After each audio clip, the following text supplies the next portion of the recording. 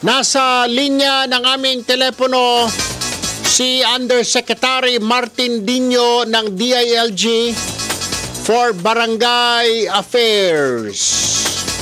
Magandang umaga sa Yusek Dino, sir. Magandang umaga, Idol, at sa ating mga tagapakinig sa ating himpilan. Good morning. Okay, good morning. Kaya ako kami napatawag, siguro na nakarating na sa inyo itong kumalat na viral video na patimpalak, itong Bikini Open sa isang barangay sa Tarlac City. Ano bang barangay yun? Oo. Sa Nakaw, rumampa yung mga babae. Ito, piniplay na namin ngayon, Yusek. Kaso tinanggal na mga babae ang kanilang bra pagdating doon sa napakaraming mga bata pa naman. Sa barangay Maligaya sa Tarlac City. Meron po bang kaakibat na kaparusahan sa mga barangay officials na ito, sir, sa kabastusan na ginawa na napakaraming mga bata nanonood? Alam naman natin pag mga barangay na mga palabas na ito, maraming mga bata at hindi mo pwedeng sabihin na SPG, parental guidance, Yusek? Correct. Pagka meron kang kapangyarihan, meron ka ding responsibilidad. Unang-una, lalong-lalo na yan. Bakit may beach ba dyan sa lugar nila at magpapabikini open sila? Opo. Meron, di ba dapat yan ginagawa sa swimming pool, sa Tama. beach? Opo. Ngayon, magpapaganyan ka sa stage, tapos mga bata pa yan, di naka-brat panty lang yan. Tinanggal nga Yusek yung bandang huli, tinanggal ng mga babae yung kanilang mga bra habang umiikot sa harap nila chairman, nila kagawad. Yun na nga unang-una, doon pa lang sa just imagine, naka-bikini yan, tapos ngayon mga bata, palagay ko hindi naman nararapat. Talagang unang-una pa lang maling-mali na yung ginawa nila yan. At sinasabi ko na nga, may kaakibat na responsibilidad sila. At yung responsibilidad naman, may kaakibat na parusa, oras na napatunayan natin na talagang nagpabaya sila.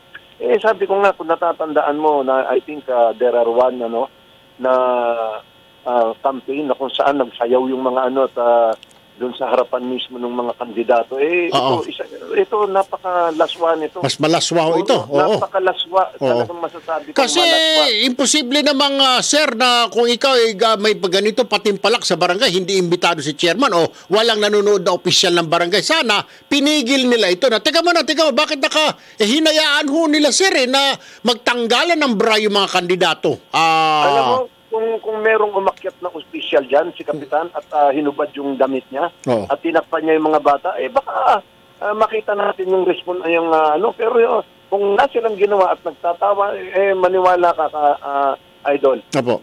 Paparusahan natin yan at hindi pwedeng makalusot yan. Unang-una, maging warning na to sa lahat ng barangay sa buong Pilipinas. Opo. Huwag kayong magpapa-bikini open dyan sa harapan ng mga bata o sa poblasyon. Unang-una, ang bikini open, ginagawa yan sa mga lugar na dapat naaayon doon saan. Pero ngayon pa lang, sinasabihan ko na kayo lahat na huwag kayong magpapatimpalak ng ganyan. Sinasabi naman daw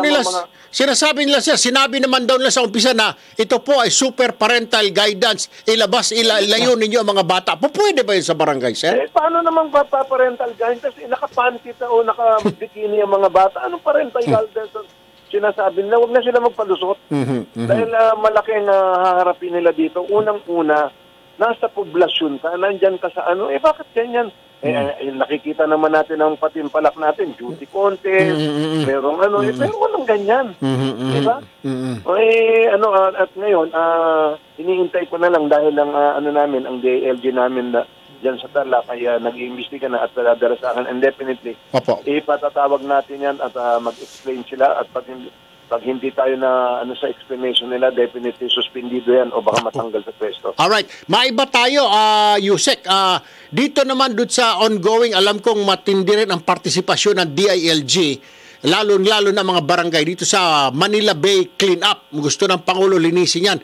Ano ang magiging responsibilidad ng mga barangay officials, ng mga barangay na mga nasa tabi ng estero, mga Manila Bay na tapo ng tapo, lalo sa Tondo? Ano ho ang inyong warning sa mga barangay officials natin dyan? Alam mo, Idol, magmula nung inilagay ako ni Secretary Anyo para pangunahan ng Manila Bay Cleanup, nalulungkot ako dahil unang-una, 10 taon na yung mandamos, 10 years, 17 billion na ang nagastos ng national government. What happened sa 10 years? Ngayon, buti na lang, Kasi ako, nung naupo ako dyan, sinabi ko, hindi lang tayo monitoring, pagkatapos picture taking. Yan ang nangyari for 10 years. Nako. Ngayon, ako, pag-upo ko, sinabi ko na may batas Republic Act 7160. Nakalagay doon, all punong barangay shall impose all laws. Correct. Doon sa all laws na yan, kasama yung Republic Act 9003. Ito yung tamang pagtatapon ng basura. Idol, nakita mo naman ang ginawa namin sa 3 barangay captain ng Boracay, dinimanda namin. Kasi ang barangay captain, one of the most powerful government official, walang pwedeng itayong bahay sa buong Pilipinas nang walang barangay clearance. Walang pwedeng itayong nang walang barangay clearance. Obligasyon ni kapitan ng barangay na tignan kung may Poso Negro ang bawat bahay sa kanya. So, ibig mo sabihin, sir, yung mga nakunan namin doon sa may malapit sa Isla Puting Bato, na yung kanilang bahay ay may butas lang at pupupo sila, diretso na sa dagat. So, dapat ini-inspection din ni chairman yon? Correct. Actually, Idol, ngayon may project kami dyan sa Isla Puting Bato. Naglagay ng 6 million ang PPA. Ngayon, ang inspection niyan ay mga tauhan ko sa DILG under Barangay Affairs. In this time, talagang magkakaroon kami ng validation. Validate namin at saka titignan natin kung anong proyekto ang pwede nating ilagay dyan. Either malipat sila o on-site development program. Pero ngayon talaga, Idol, paparusahan namin ang kapitan, ang mayor na nagpapabaya sa Republic Act 9003. Nagpapasalamat ako sa Secretary Anyo, talagang desidido siya. Idol, ang ayaw na mabawasan ng basura ay ang mga mayor lalo sa Metro Manila. Bakit? The more basura, pag bumaho ang syudad nila, madja-justify nila na umarkila ng maraming truck. Kaya nawawala tuloy yung, kasi may batas yan yung dapat lahat ng barangay sa buong Pilipinas meron tinatawag na material recovery facilities.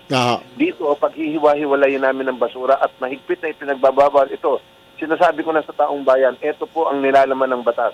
Pag nahuli kayong nagtatapon ng basura sa estero, ilog, magbabayad kayo ng 4,000 hanggang 6,000 at makukulong kayo ng 6 na buwan hanggang 6 na taon. Yan po ang batas na hindi ini-implement ng mga kapitan at ng mayor.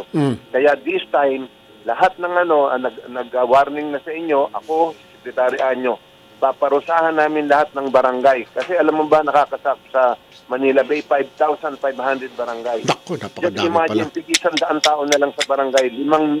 Bali 500,000 ang magtatrabaho para linisin natin. Kaya yan. Exactly. Kung lang magtatrabaho ang barangay. Ayun. Anyway, Yusek Martin Dino, sir, maraming salamat sa inyong panahon. We'll be calling you from time to time regarding this matter. Magandang umaga po at salamat po sa mga tulong ninyo. Anytime. Thank you po. Anytime, Maelda. Thank you po.